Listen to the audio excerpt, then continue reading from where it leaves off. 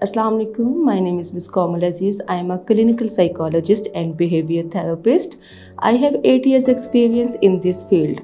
आज हम बात करेंगे ऐसे बच्चों के मुतल्लिक जो माँ बाप की सेपरेशन की वजह से ज़हनी दबाव में रहते हैं, जैसे कि divorce affects on child behaviour.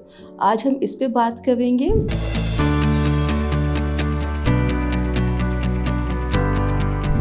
सबसे पहले तो ये डिस्कस करना चाहूँगी, ये जो वर्ड है डिवोर्स, इसकी जो तकलीफ़ है, अगर खुदा न ख्वास्ता आप या आपके आसपास के लोग इस अज़ियत से निकले हैं तो आपको अंदाज़ा होगा कि ये कितना पेनफुल प्रोसेस है।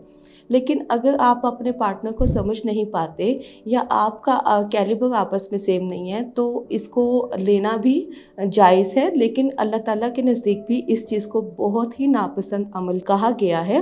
तो आप अंदाज़ा लगा सकते हैं कि जब आप इस स्टेट पे, जब आप एक पार्टनर को पसंद भी नहीं करते या आपका पार्टनर आपको लेके नहीं चलना चाहता या वो इस काबिल नहीं है कि वो आपको लेके चल सके, तो आप उस तकलीफ़ से कितना डैमेज होंगे, जबकि आपका बच्चा जो ना कि जस्ट इस टाइम उसकी खेलने कूदने की एज है, दुनिया को देखने की एज है, वो दुनिया के साथ एक्सपीरियंस करना चाहता है, दुनिया में अपनी लाइफ को एंजॉय करना चाहता है। लगता है बाजार के खाने बहुत खाते हो। जी डॉक्टर साहब, मैं ये मेडिसिन प्रिस्क्राइब कर रहा हूँ, वो आप ले लेना। अब कोई भी मसला हो तो मरहम से डॉक्टर की ऑनलाइन कंसल्टेशन बुक करो, क्योंकि डॉक्टर से बात होगी अब घर पर। अब इस कंप्लीट प्रोसेस में मैं आपको एक बात समझाना चाहती हूँ, वो ये है कि एज अ रिलेशनशिप कंसल्टेशन में अगर मैं देखूँ तो मैं आपको बस इतना ही गाइड कर सकती हूँ कि एक माँ की मोहब्बत कभी भी एक बाप नहीं दे सकता अकेला, या एक बाप की मोहब्बत कभी भी एक अकेली माँ नहीं दे सकती।